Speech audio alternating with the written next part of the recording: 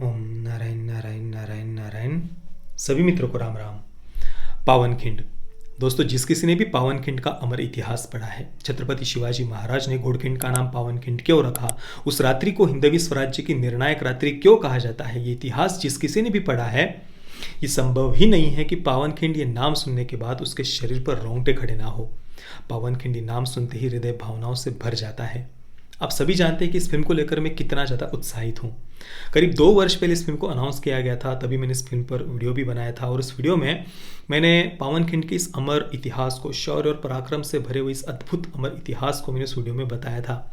उसके बाद अभी 1 महीने पहले जब पावनखिंड की रिलीज़ डेट को अनाउंस किया गया था, जनवरी में ही फिल्म रिलीज़ होने वाली थी, उस पर भी मैंने अपडेट उस वीडियो में दी थी।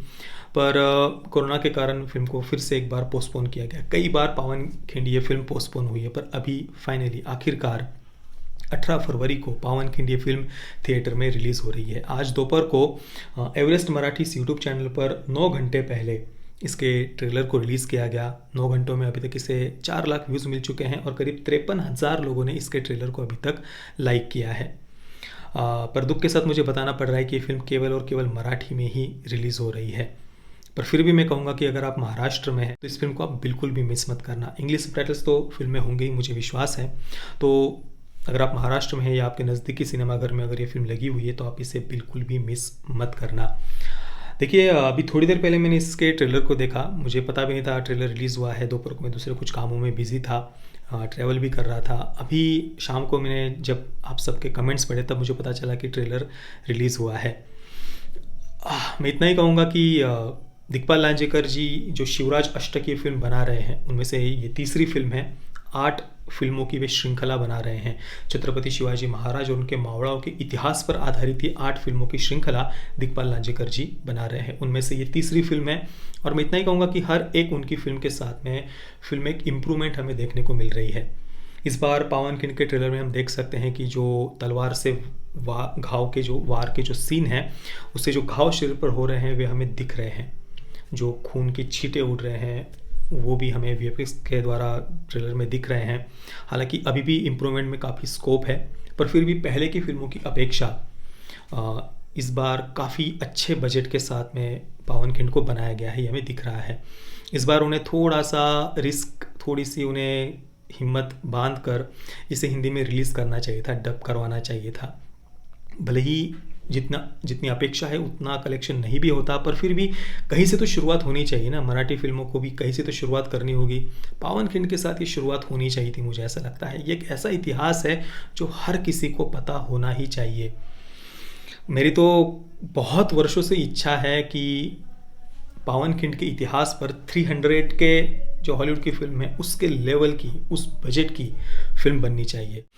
300 भी इतिहास पर ही आधारित है, पर उसमें कई सारी काल्पनिक बातें दिखाई गई है। पर अगर आप पावनखिंड का इतिहास पढ़ेंगे तो आपको अपनी आंखों और कानों पर विश्वास नहीं होगा कि ऐसा अद्भुत शौर्य, ऐसा अद्भुत पराक्रम कोई कैसे दिखा सकता है। किसी दिव्य शक्ति के द्वारा किया गया ये शौर्य और पराक्रम हमें भासित होता है।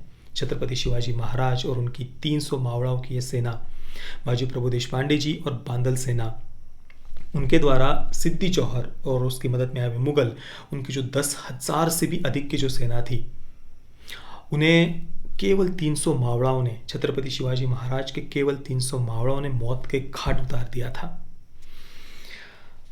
मैं इस फिल्म को देखने के लिए थिएटर में बड़े पर्दे पर देखने के लिए बहुत बहुत ज़्यादा उत्सुक हूँ और मैं दिग्पाल लांजेकर जी से यही कहूँगा कि उनकी शिवराज अष्टक की आगे की जो आने वाली फिल्म्स है उन्हें वे अवश्य हिंदी में रिलीज़ करें और हो सके तो पावनखिंड को भी हिंदी में डब करके रिलीज़ करने के बारे में वे अवश्य सोचें, या कम से कम जब ओटीटी पर ये फिल्म रिलीज़ होगी तब इसे हिंदी में डब करके अवश्य रिलीज़ करें।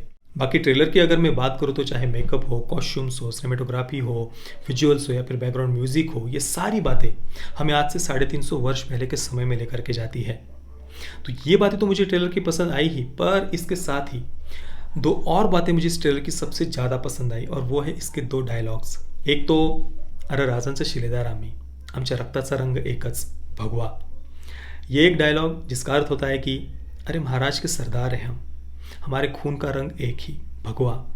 ये एक डायलॉग। और उसके बाद में सिद्दी जौहर की सेना में से कोई एक सैनिक बाजी प्रभु देशपांडे जी से कहता है, अकेले खड़े हो, हट जाओ वरना कीमा बना देंगे। और इसके बाद में बाजी प्रभु देशपांडे जी चल, ये जो कहते हैं ना, पूरा ट्रेलर हमारे मतलब इतना में इमोशनल था, इतना भावुक था पूरे ट्रेलर के समय पर। अंत में बाजी प्रभु देशपांडे जी जब चल ये कहते हैं ना मैं एकदम से हंस पड़ा था। आंखें नम थी पर फिर भी एकदम से मैं हंस पड़ा था। मैं बस अंत में यही कहूँगा कि कोई भी महाराष्ट्र में तो जो है वो तो इस फिल्म को मिस करेंगे ही नहीं, पर अगर आप मराठी नहीं भी जानते हैं तो भी मैं आपसे कहूँगा कि इस फिल्म को आप बिल्कुल भी मिस मत करना। बाकी दोस्तों, आपको ये ट्रेलर कैसा लगा मुझे आप नीचे कमेंट में अवश्य बताना। वीडियो देखने के लिए आप सभी मित्रों का बहुत बहुत धन्यवाद। जय श्री राम, वंदे मातरम।